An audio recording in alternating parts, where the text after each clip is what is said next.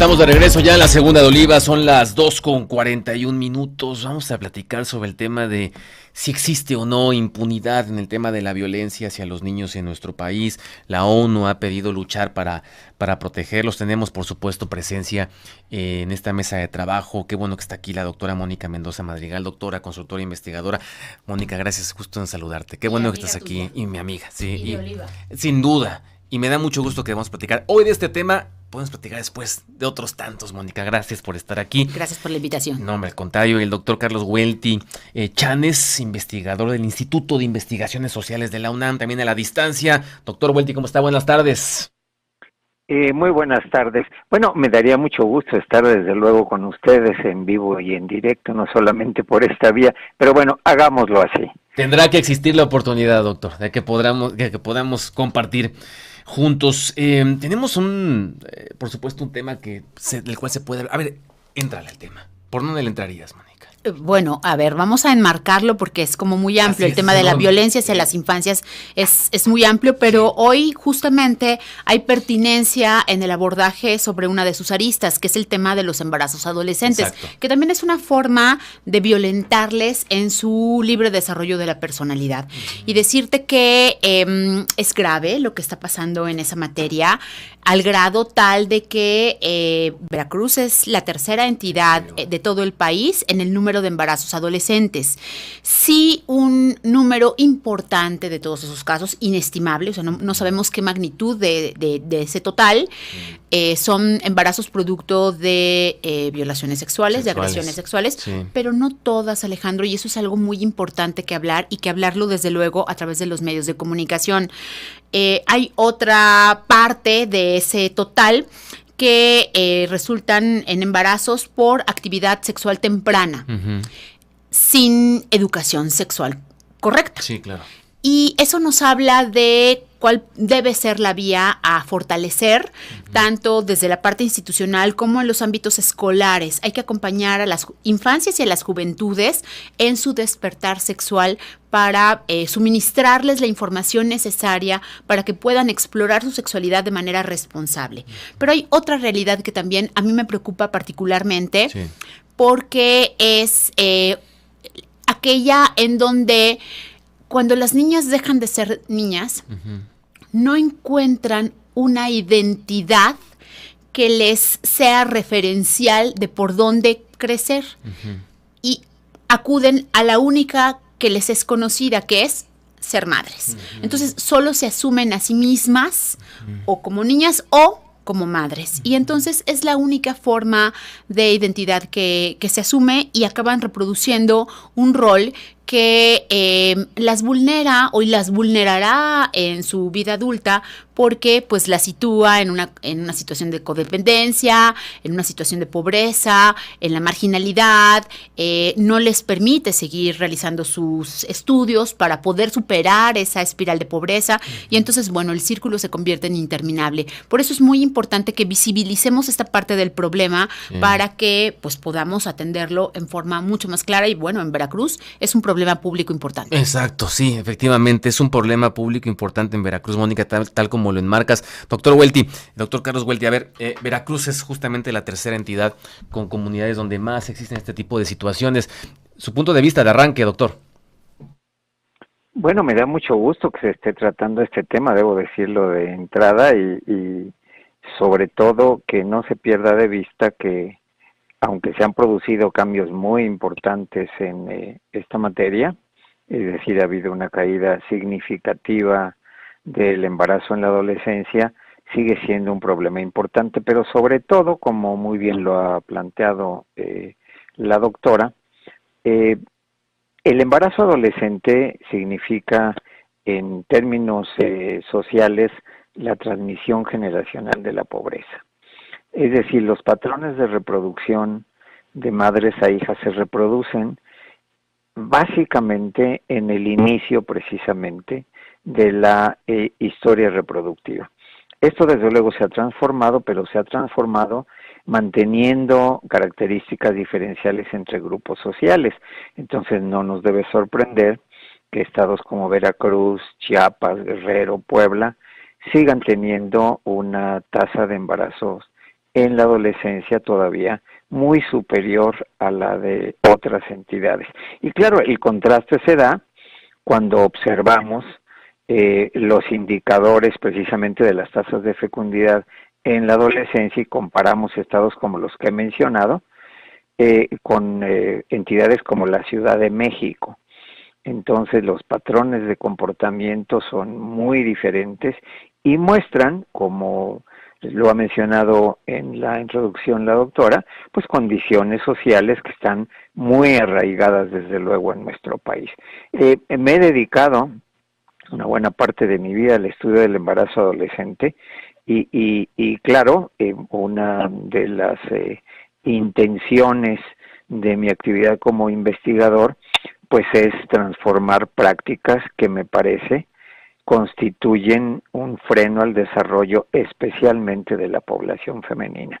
Y yo creo que se ha avanzado mucho en esta materia, pero no lo suficiente. Bueno, no quisiera seguir hablando, tengo muchas cosas que decir, adelante. A ver, en Veracruz, en el 2021, a la fecha, se han reportado, de acuerdo a los datos que nos proporcionan, 2.051 embarazos de menores de 14 años.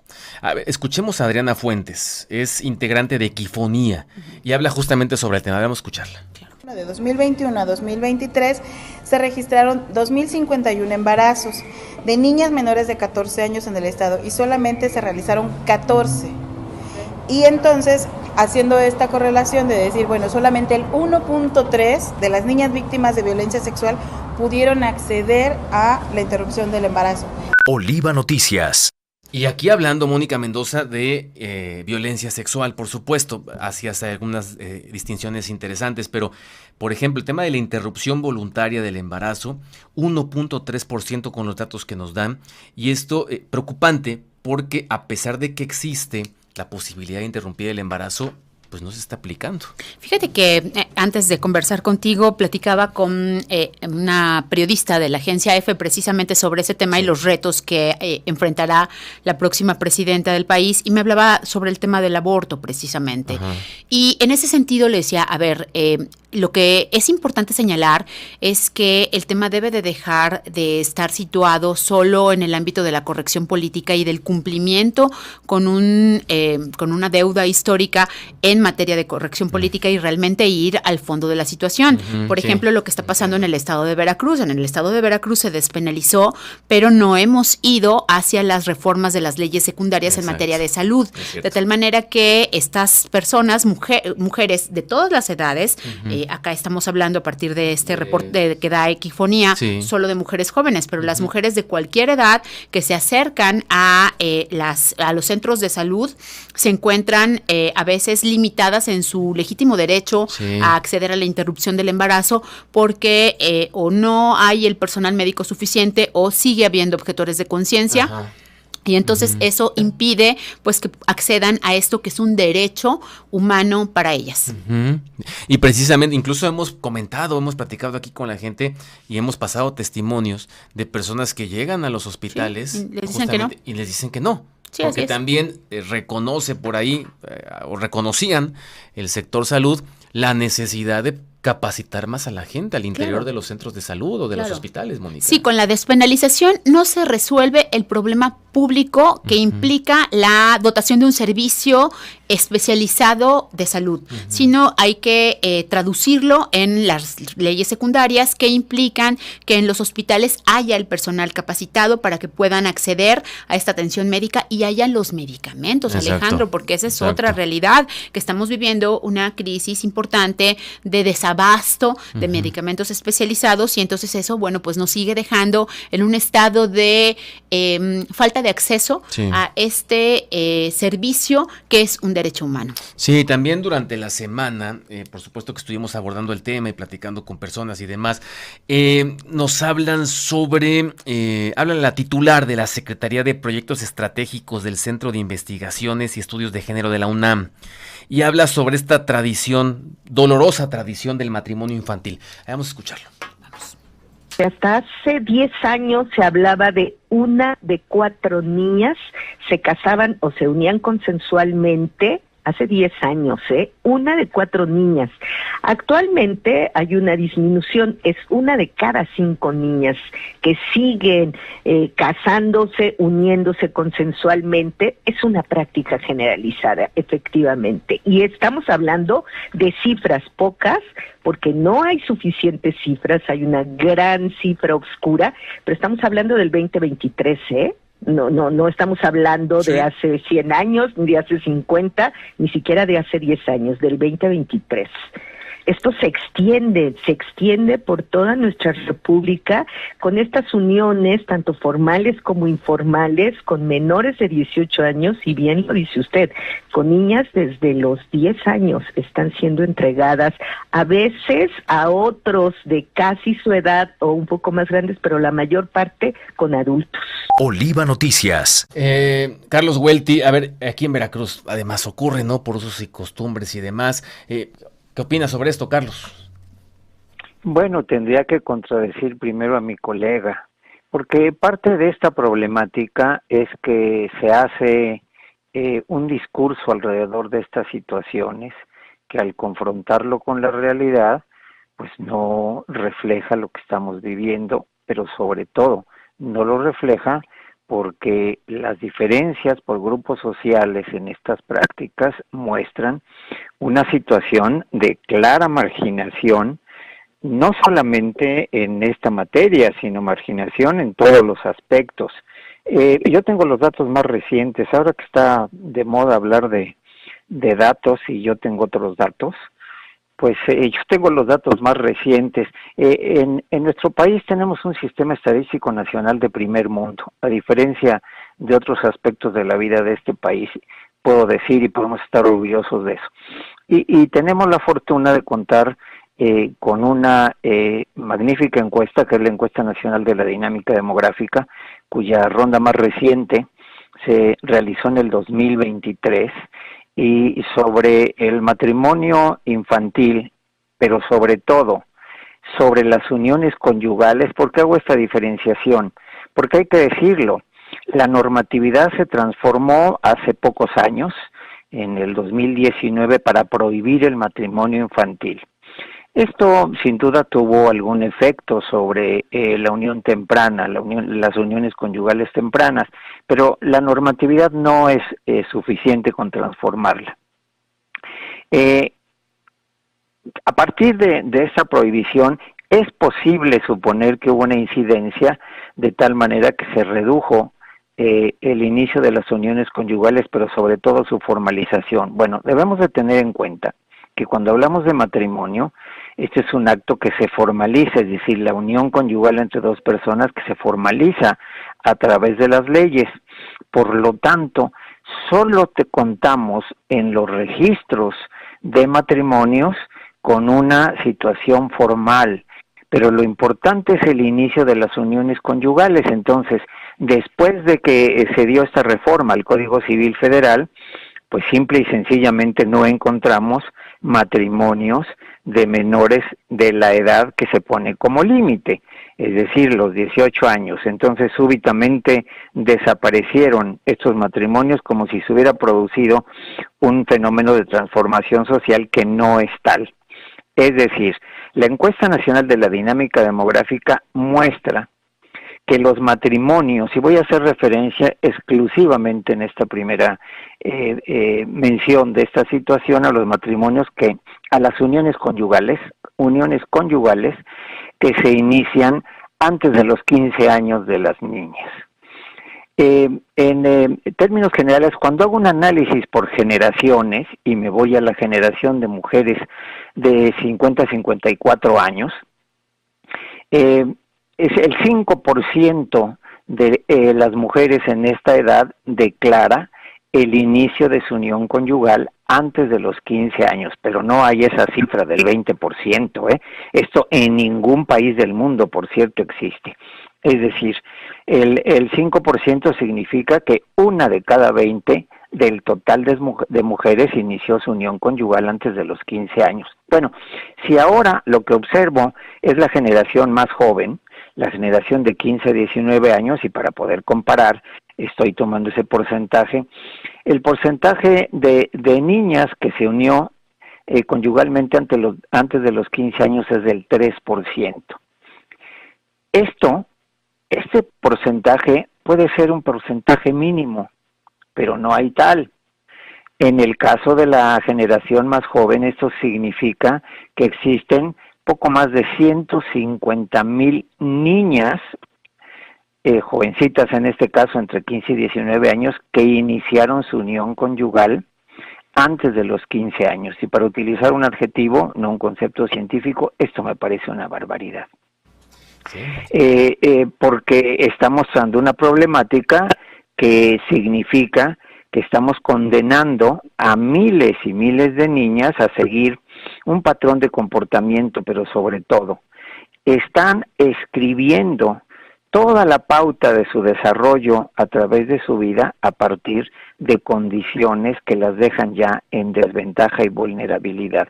Este es el asunto importante, pero por eso tenemos que ser precisos con los datos, porque no se puede aceptar este porcentaje que se menciona, pero por otra parte este porcentaje al que hago referencia y que es un dato duro, producto de una encuesta científica, sigue siendo un número importantísimo que no podemos despreciar. Entonces, esta es una problemática que estamos viviendo, pero lo que es más interesante, si me sigo manejando en términos de los datos recientes y lo que hago es una división entre la población de habla indígena y la población que se declara como hablante de lengua no indígena, las diferencias son mayúsculas. Las niñas en este grupo que les menciono de 15 a 19 años han iniciado su unión conyugal en un 7.4%, cuando quienes no hablan una lengua indígena pues representan un porcentaje de menos de la mitad. Entonces, esto es un indicio de una problemática social que hay que atender, sin duda. Bueno, por lo pronto eso diría. Sí, además, atendiendo estos datos, ¿qué opinas de ello, Mónica? Porque varias cosas, sí. Muy interesantes estas referencias que aporta el doctor Welty, señalar varias cosas. Claro, a partir de que no está en la ley o está el impedimento legal para los matrimonios infantiles, cuando las personas que conforman esa pareja llegan al registro civil, simple y sencillamente en el registro civil no les casan porque está en la ley la prohibición explícita. Esto es lo que da lugar justo a lo que nos comenta el doctor Welty, de los datos, ¿no? Exactamente, de que no están casados formalmente, pero sí están en una relación unida por la costumbre, ¿no? Es como un concubinato. Entonces, bueno, eso es algo que es importante señalar. También es importante señalar, y me parece súper importante, ¿qué pasa en el cuerpo de las mujeres cuando tienen 13 años, Alejandro? A ver, si una niña a los 13 años es madre, quiere decir que está teniendo una criatura cuando todavía su desarrollo sexual y emocional no ha concluido. Y esto seguramente le va a representar problemas de salud en su vida adulta. Y es muy importante para ella, en su condición de madre, y para su criatura, por el tema del desarrollo de la criatura en el momento de la gestación. Entonces, estamos acumulando problemas que sin duda alguna marginan más, generan mayor desigualdad a estas poblaciones. Me parece muy relevante el dato que aporta el doctor Welty respecto al tema del aislamiento social de los grupos indígenas cuando son hablantes de una lengua propia, porque eso les margina, es terrible el término, pero les margina aún más pues del desarrollo social hacia afuera de sus propias comunidades. Y entonces, bueno, ese aislamiento no permite el desarrollo y la mejora de la calidad de vida generalizada de ese segmento social. Y lo último que quería comentar es que no podemos olvidar, o sea, si anclamos esta práctica en los usos y costumbres como es que está situada, no podemos sustraernos de pensar en el impacto que tendrá para problemáticas sociales públicas como esta, la recientemente aprobada reforma en materia de derechos de los pueblos indígenas. Porque si le estás devolviendo al pueblo la facultad de que se organicen conforme a sus usos y costumbres. Entonces, este tipo de prácticas que vulneran derechos humanos, pues van a estar ancladas en la permisividad y que es lo que puede llegar a suceder, que se incremente la tendencia. Y como bien dice el doctor Welty, es sumamente grave. Sí, es sumamente grave. Pues nada más para irnos, doctor Welty, tenemos un minuto. También un minuto para Mónica. ¿Con qué nos podemos? Y sé que es muy poco, sé que falta mucho por hablar, pero bueno, cuando menos abrimos el tema, ¿con qué nos vamos, doctor Welty? Bueno, yo creo que lo que acaba de mencionar mi colega en el programa es muy importante. No podemos aceptar que este asunto de los usos y costumbres justifique prácticas que son inaceptables. Nada más. Un abrazo, gracias por estar en este programa. Le mandamos un abrazo afectuoso. Muchas gracias a ustedes. Es muy gentil. Buenas tardes. ¿Con qué nos vamos, Mónica? Porque yo sé que hay muchos temas, pero ¿con qué nos vamos?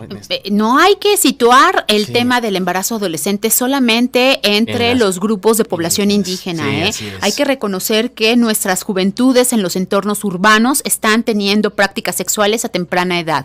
Y entonces, forzosamente, lo que debemos hacer es dotarles de una educación sexual temprana que les ayude a tener una vida plena en todos los ámbitos sin que esta vida sea interrumpida pues por gestaciones tempranas. Oye, Mónica, ya para irnos, se registra, de acuerdo a tus datos, a lo que tienes, a lo que has investigado, ¿se registra más este tipo de práctica en la población indígena que en la urbana o es similar? No, de hecho los datos que proporcionó el doctor Welty nos dan cuenta de que aunque la incidencia es significativa, pues poblacionalmente el grupo de población urbana es mayor. Uh-huh. Entonces eso hace que tengamos también que voltear a mirar hacia lo que está pasando en los entornos no indígenas. Y por eso dices de la educación. Sí, claro, forzosamente, temprana. ¿No? Forzosamente, porque además, algo de lo que no hablamos, querido Alejandro, es lo que está sucediendo con las redes sociales. Uh-huh. Bueno, ese es otro tema. Con las redes sociales. Entonces, si nuestras juventudes están tan expuestas a las redes sociales, pues en las redes sociales hay una tendencia a la hipersexualización que les lleva a explorar, pues desde luego, su propia sexualidad a temprana edad. Y algo está pasando que es importante ahora. En este momento hay una tendencia de regresar con algunos influencers que están muy fuertes en las redes, de regresar a las mujeres a su rol tradicional doméstico maternal. Aguas, porque eso influye, es lo que están consumiendo las chicas y ¿qué es lo que les está diciendo? Pues que solo valen si son madres. Caray. Pues Mónica Mendoza, aleccionador siempre platicar contigo, gracias. Muchas gracias a ti y desde luego al auditorio que nos escucha. Buen viernes. Gracias, Mónica. Nos vamos. Federico Ríos, gracias en los controles. Karina Arriaga en la coordinación del noticiario, gracias. Emanuel Romero, Edgar Salomón Flores también en producción. Está Jessy Ramírez también en redes sociales. Renuncia Gabriel Llorio, economista. Edgar Amador se perfila como sustituto. Gabriel Llorio, oriundo del norte de Veracruz, de Papantla. Hemos platicado varias veces con él. Subsecretario de Hacienda, justamente, Gabriel Llorio, su familia muy conocida en el estado de Veracruz. Bueno, pues nos vamos, que tenga buena tarde, provecho.